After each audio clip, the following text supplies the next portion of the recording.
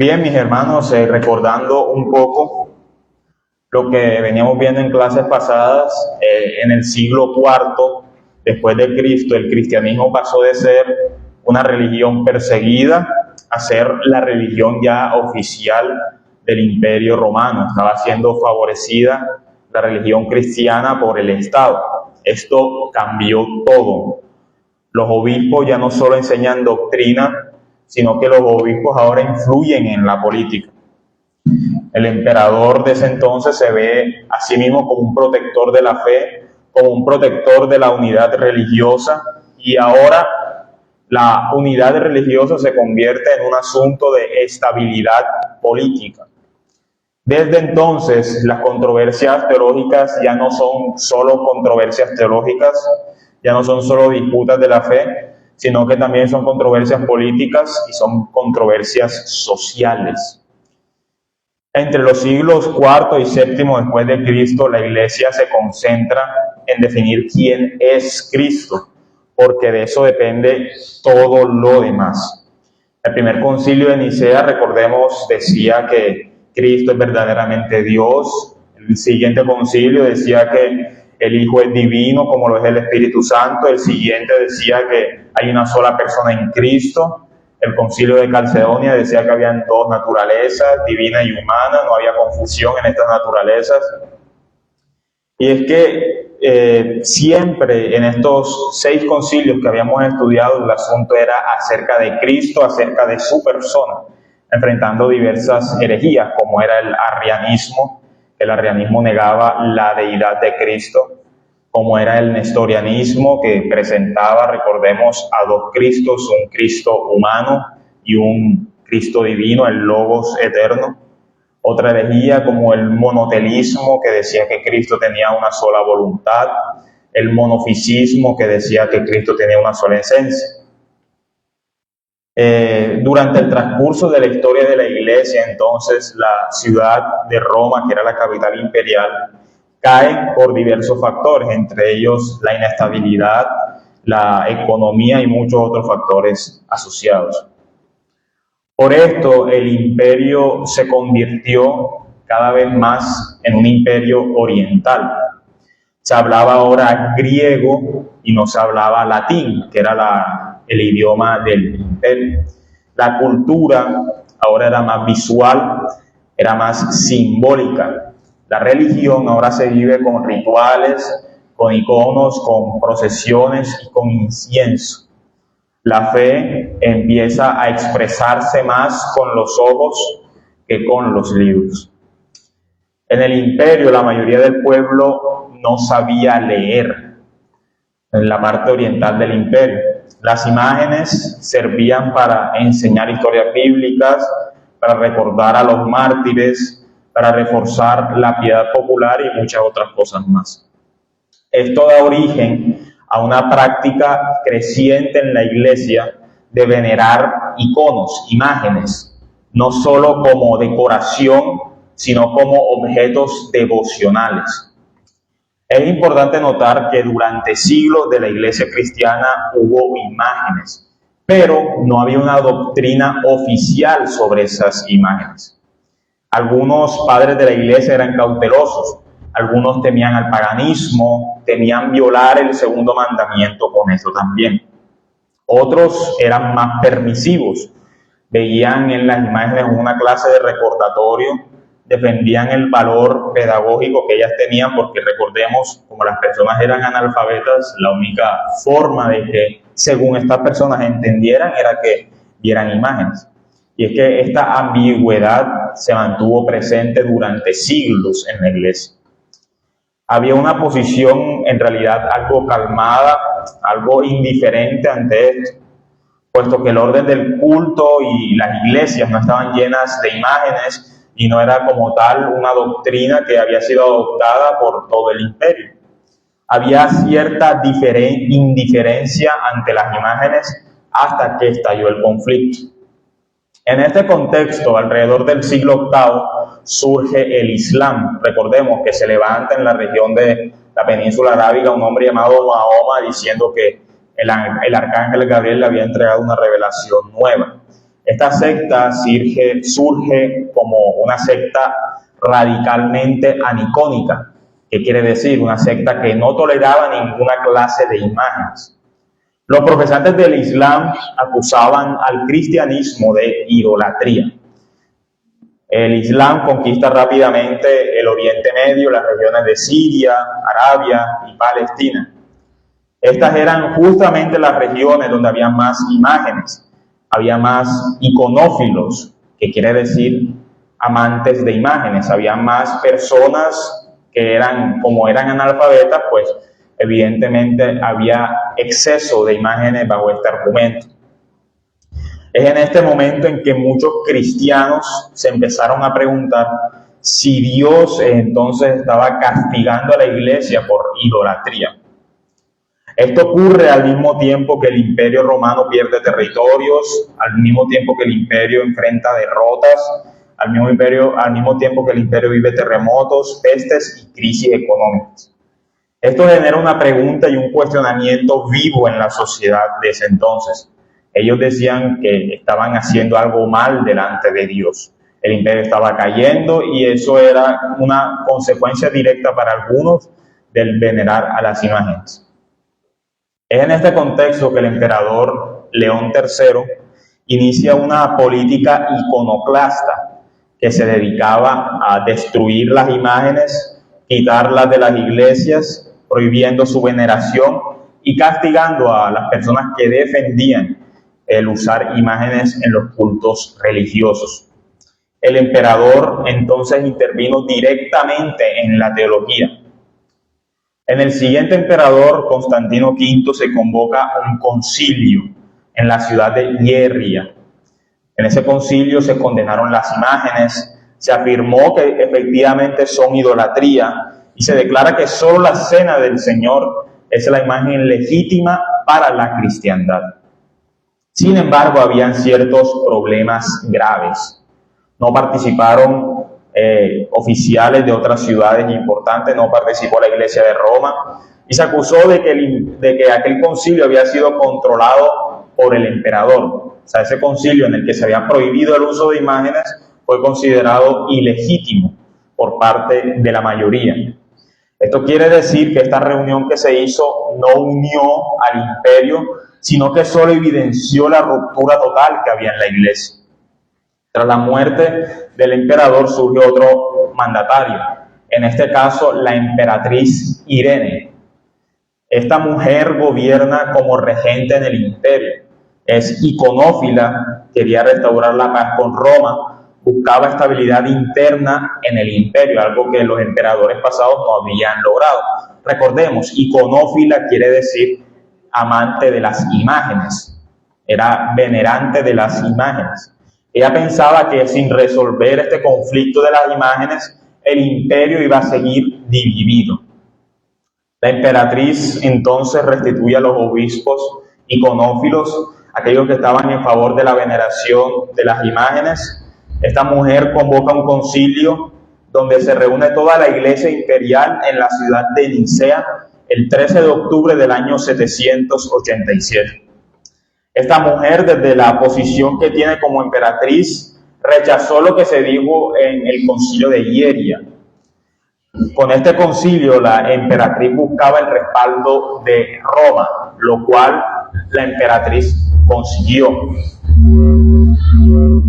El lugar elegido para este concilio es la ciudad de Nicea, ciudad que, recordemos, había sido elegida siglos antes para el primer concilio de la Iglesia, donde se condenó al arrianismo, doctrina que negaba la deidad de Cristo. El segundo concilio de Nicea fue prácticamente inevitable porque coincidieron muchas tensiones profundas que el imperio ya no podía sostener. Una iglesia unida al poder imperial, donde el emperador intervenía en asuntos doctrinales internos. Por otro lado, una cultura oriental fuertemente visual y simbólica que había normalizado el uso devocional de imágenes. Había una cristología ya visible que definía ya la encarnación del Hijo de Dios, y esta cristología errónea, este concepto erróneo de la encarnación, fue utilizado para defender el uso de iconos e imágenes. Todo esto hizo del Segundo Concilio de Nicea no solo una discusión teológica, sino una necesidad urgente para recomponer el orden religioso y político del imperio. Entonces, la excusa para poder venerar imágenes es que si Cristo se hizo real, entonces Cristo puede ser representado, porque si se encarnó quiere decir que se hizo visible. Pero es aquí, mis hermanos, donde debemos recordar algo. Alguien que lea para nosotros 2 Timoteo 3, del capítulo 3, versículos 16 al 17. 2 Timoteo 3, del 16 al 17. 2 Timoteo 3, 16 al 17. Toda escritura es inspirada por Dios y útil para enseñar, para redarguir, para corregir, para instruir en justicia, a fin de que el hombre de Dios sea perfecto, enteramente preparado para toda buena obra. Toda la escritura es suficiente si hace que el creyente sea perfecto, sea completo, enteramente preparado. Es porque la escritura es autoridad única, es autoridad verdadera y es autoridad suficiente. En nada debemos subordinarnos a los concilios o a las palabras de los hombres si primero esas palabras no se encuentran sustentadas en la verdad.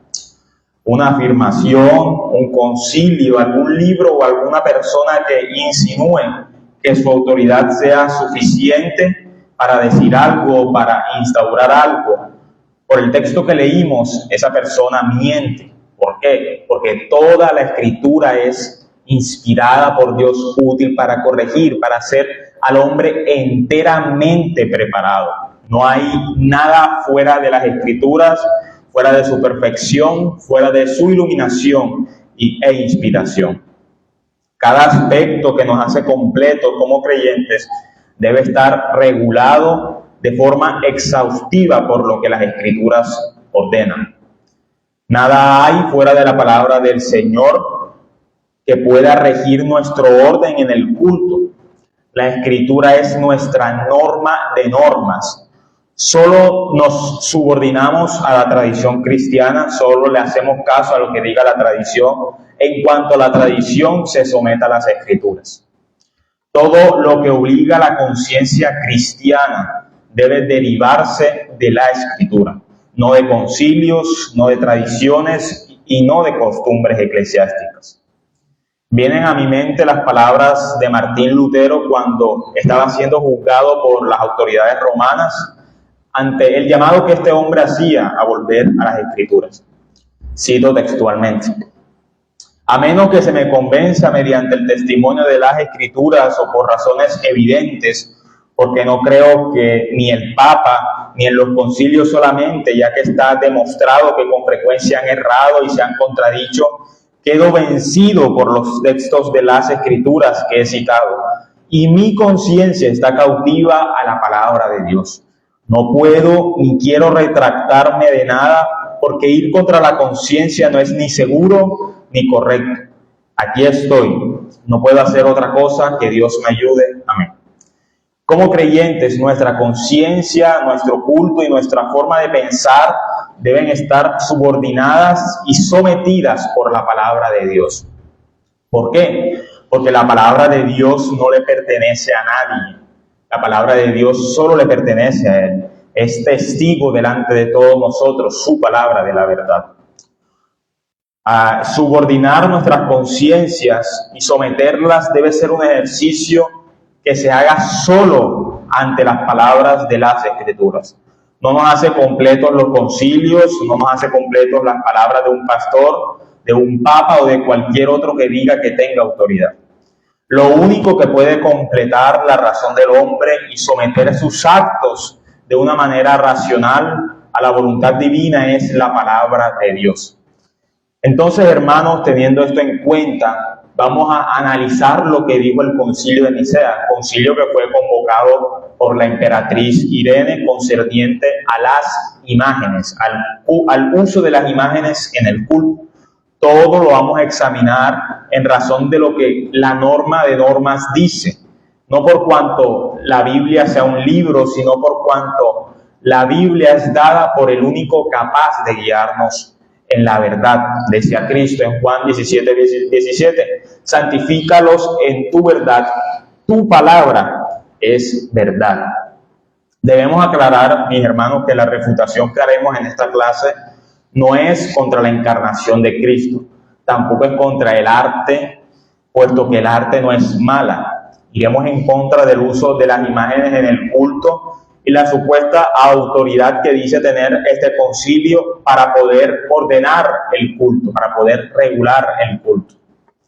El segundo concilio de Nicea introduce una regulación que no procede de la Escritura, confunde categorías bíblicas y eleva la tradición al nivel de autoridad revelada. Vamos a ver entonces en esta clase de hoy los dos grandes errores que fueron defendidos por el concilio de Nicea, el segundo concilio de Nicea. Y veremos en el desarrollo de los puntos la forma en que no nosotros, sino las mismas escrituras refutan los puntos tratados. Entonces, vamos a ver nuestro primer punto.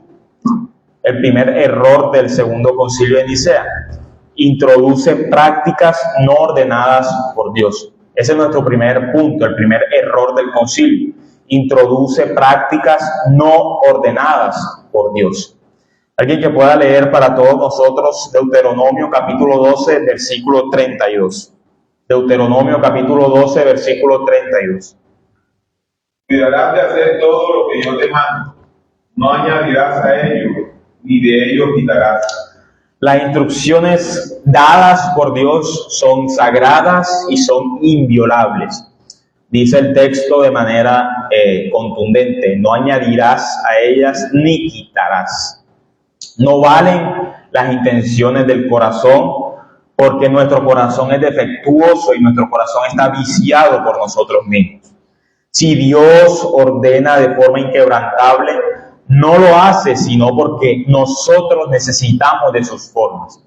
Las formas del ser humano no se conforman a las de Dios, porque Dios, siendo solo Dios, es quien dice y es quien evidencia la forma correcta en que hay que alabarle y venerarle.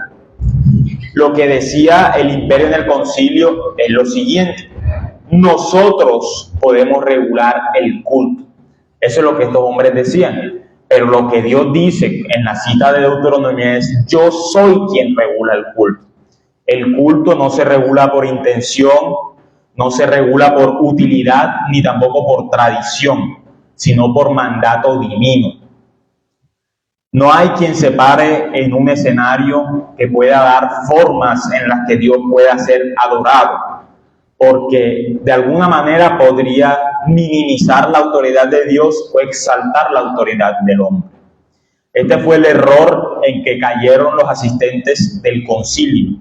Estas personas en sus actas decían lo siguiente, cito textualmente: definimos que, así como la representación de la cruz preciosa y vivificante, así también las imágenes pintadas en mosaico o en cualquier otro material de nuestro Señor Jesucristo, de la Madre de Dios, de los ángeles y de todos los santos, deben ser colocadas en las iglesias, sobre los vasos y vestidos sagrados, en las paredes y en las casas, porque el honor tributado a la imagen va al prototipo. Volvemos al punto que evidencian las Escrituras. El problema no es qué representa la imagen, sino que Dios no la mandó. La objeción que el concilio colocó al respecto fue que la encarnación de Cristo autorizaba o permitía representaciones visuales. El punto no es que si Cristo se ha hecho visible, ahora podamos pintarlo. Cristo se hizo hombre y se encarnó para hacerse visible a los hombres. Cristo no se encarnó para ser reproducible por nosotros. Relativizar la deidad de Cristo a una simple representación gráfica es ignorar el propósito mismo de la encarnación. Cristo no vino para ser recordado en una pintura, Él vino para ser recordado día a día en nuestros corazones. Ningún apóstol escribió, ningún apóstol dejó un mandato expreso para hacer imágenes, ni mucho menos para postrarse delante de ellas. Los cristianos del siglo I eran perseguidos por los romanos no solo por los valores que predicaban, que iban en contra de la moral del imperio, sino también porque los cristianos eran considerados ateos. ¿Por qué los cristianos eran considerados ateos? Porque el eje del culto no eran las imágenes ni eran las representaciones visuales, sino la verdadera adoración al Señor. Instituir un culto diferente al instituido por los apóstoles va en contra del mismo orden que los apóstoles predicaron. La iglesia, si dice ser apostólica, si dice ser católica y si dice tener como piedra a Cristo, debe obedecer los mandatos expresos de Cristo. La encarnación de nuestro Señor entonces no es una excusa para representarle visiblemente. No se hizo el Hijo visible para ser reproducible por el hombre. Los verdaderos adoradores de Dios no lo hacen con imágenes ni lo hacen con una representación artística de por medio. Cristo mismo dijo la forma en que Dios ha autorizado ser adorado. Alguien que lea para nosotros Juan 4, versículos del 23 al 24. Juan 4, del 23 al 24.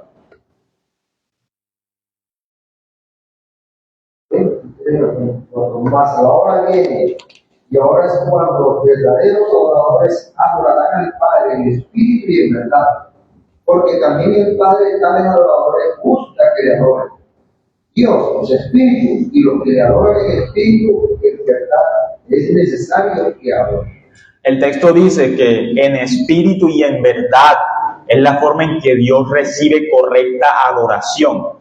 No es mediante lo visible, no es mediante lo palpable, es mediante la verdad que el Señor merece ser adorado. ¿Y cuál es la verdad que dice Cristo? Santifícalos en tu palabra, en tu verdad. Es lo que Él dice en Juan 17, 17. Entonces la encarnación de Cristo no cambia la forma de culto, sino que cambia el acceso al trono de la gracia. Ya no esperamos mediante señales al Señor, puesto que el Señor ya vino. Lo que Abraham esperaba llegó, lo que Moisés dijo que Dios levantaría como Mesías llegó, y la señal del Mesías es el Espíritu Santo. Dios no se limita a habitar en cuatro paredes, no se ha limitado a habitar por allá en Jerusalén, ni mucho menos a este sitio. El Señor está presente todos los días de nuestra vida, porque su Santo Espíritu nos acompaña en todo. Romanos 1, del 22 al 25, leo para ustedes. Profesando ser sabios, se hicieron necios y cambiaron la gloria del Dios incorruptible en semejanza de imagen de hombre corruptible, de aves, de cuadrúpedos y de reptiles.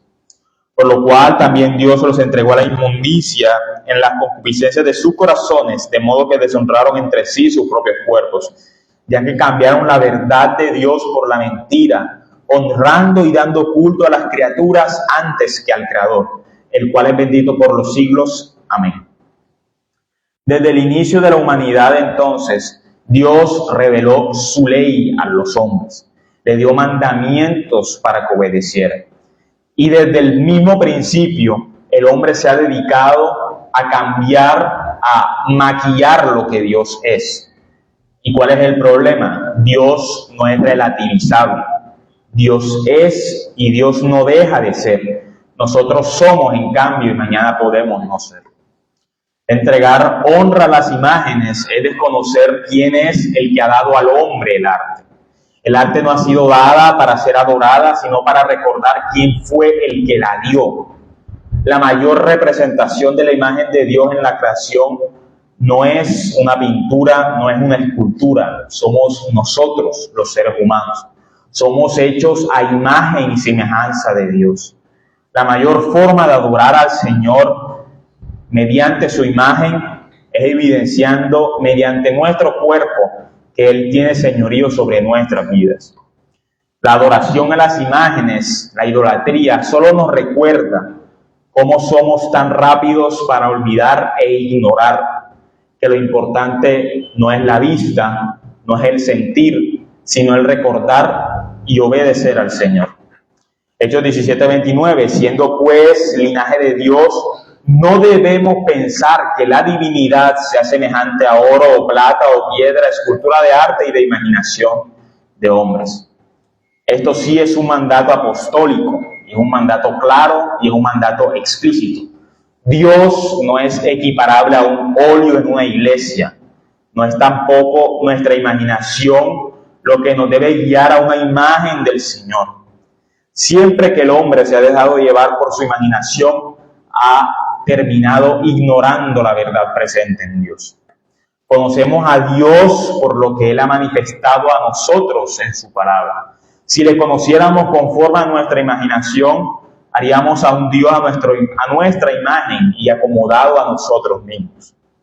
Los reunidos en el concilio, al instituir prácticas no ordenadas por el Señor, también hacían uso de otro argumento.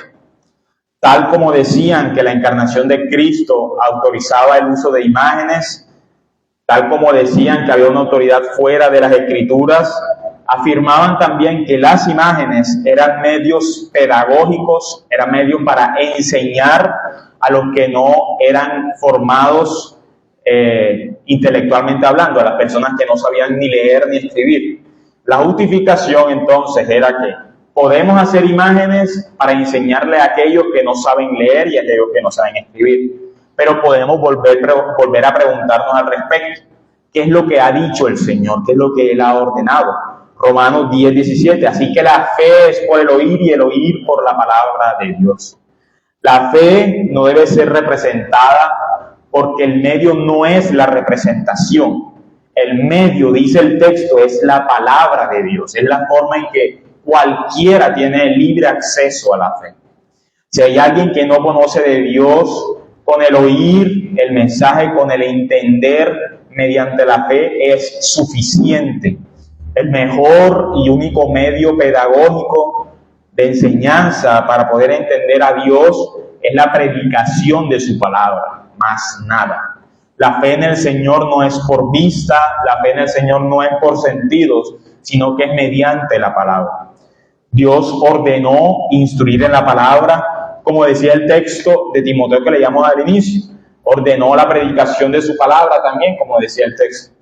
Si la autoridad suprema no ordena ni pide algo, ¿por qué nosotros nos tomaríamos la libertad de hacer algo más? Entendemos, para concluir entonces este punto, mis hermanos, que Dios es quien regula la forma en que debe ser adorado y es mediante sus palabras que nos recuerda su ley. No necesitamos hacer un tipo de adoración diferente porque entonces no sería adoración. El Hijo de Dios y su misión por nosotros es el mayor recordatorio que tenemos sobre el que podemos reposar y descansar nuestra fe.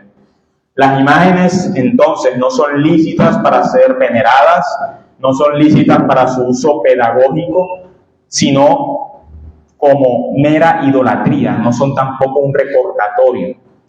Recordemos que Cristo es recordado en la iglesia mediante el bautismo y mediante la Santa Cena. Somos bautizados en su nombre y en su nombre recordamos en su mesa. Él mismo dijo en Mateo capítulo 26, haced esto en memoria de mí. Entonces nuestro primer punto era que el venerar imágenes es una práctica no ordenada por Dios y que por eso no es lícito para nosotros el hacerlo. Ese era nuestro primer punto. Y nuestro segundo punto es entonces que el concilio desplaza la autoridad suprema de Dios. El concilio desplaza la autoridad suprema de Dios.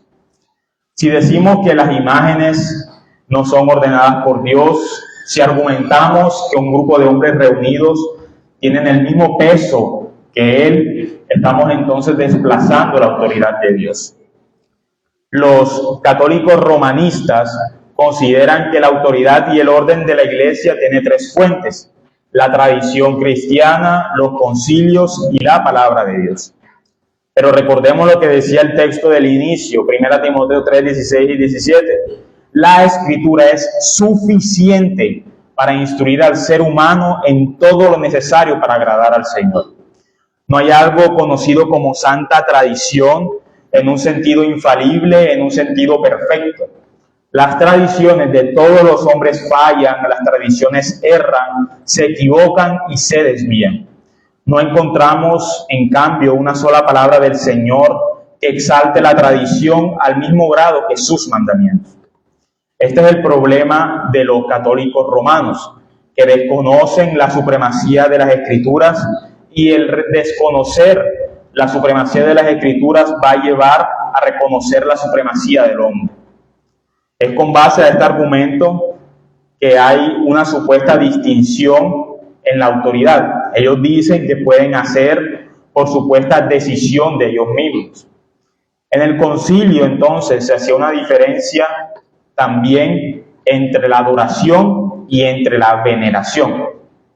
En base a esto es que ellos decían, bueno, yo cuando me arrodillo ante una imagen no estoy adorando, estoy venerando. Basándose en su propia autoridad que ellos decían tener, hacían una veneración relativa, según ellos, a los mártires y a los demás apóstoles, y decían que esto no es adoración. Ellos utilizaban dos términos. Para la adoración propia de Dios, hablaban de latría, quiere decir este sufijo, adoración propia de Dios. Y por otro lado utilizaban prosquinesis, que significa veneración y honor. Pero suponiendo que estas personas tenían la autoridad para hacer esto, sigue habiendo un error. ¿Cuál es el error? El error está en que las Escrituras no hacen esta distinción. Para las Escrituras son idénticas cualquier tipo de veneración y cualquier tipo de adoración. Estos hombres, a causa del respeto, autorizaban a los cristianos que se arrodillaran a imágenes, supuestamente venerándoles.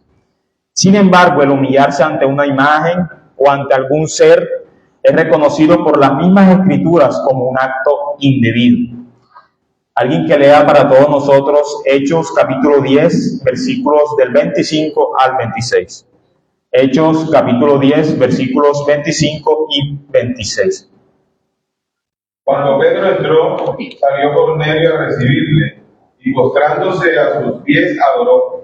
Mas Pedro le levantó diciendo, levántate, pues yo mismo también soy hombre. El supuesto honor que Cornelio quería darle a Pedro era un honor indebido. No hay nada ni nadie que merezca nuestro máximo honor o adoración sino el Señor. Si veneramos algo diferente al Señor, si establecemos un orden, un culto orientado solo en eso, sin duda alguna estamos reemplazando a Dios en nuestra adoración. Otro ejemplo claro que tenemos está en Apocalipsis capítulo 22, versículos 8 y 9. Yo soy Juan, el que oyó y vio estas cosas, y después que las hube oído y visto, me postré para adorar a los pies del ángel que me mostraba estas cosas.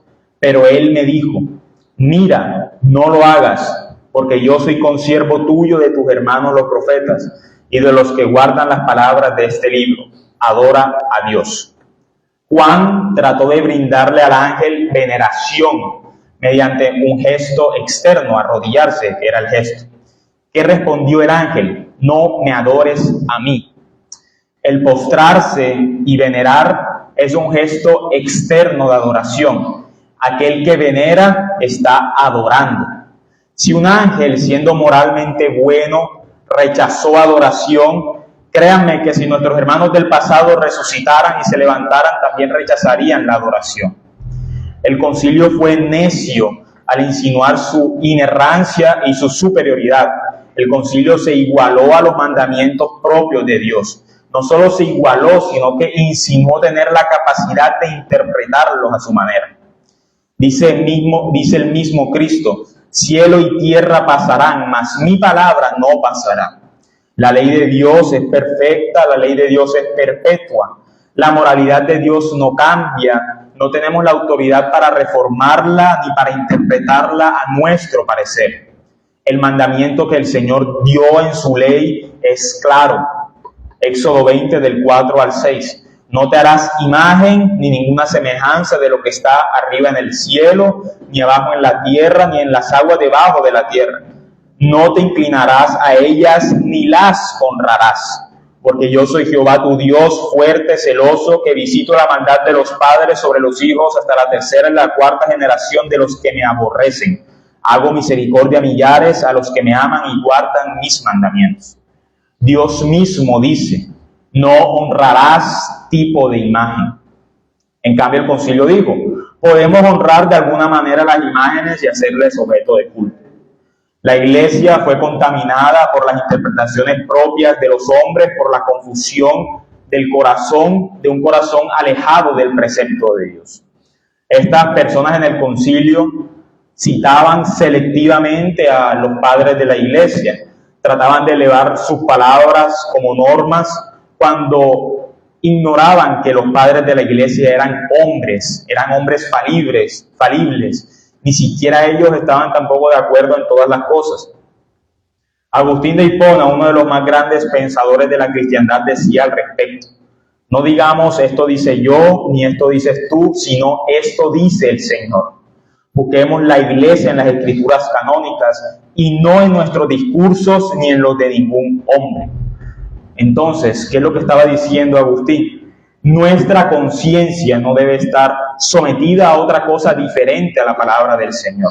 No debe estar sometida a la opinión de los demás por el hecho de ser alguien, sino que debe estar sometida a la opinión del Señor, porque el Señor es Dios.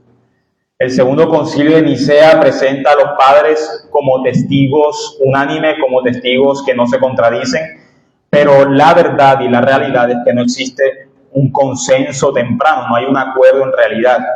Muchos de los hermanos del pasado fueron cautelosos, fueron críticos frente al uso de imágenes. La veneración en el culto no fue definida como un dogma, fue ignorado por siglos. Además, los padres no son autoridad, ellos mismos subordinaban sus enseñanzas a lo que las escrituras decían.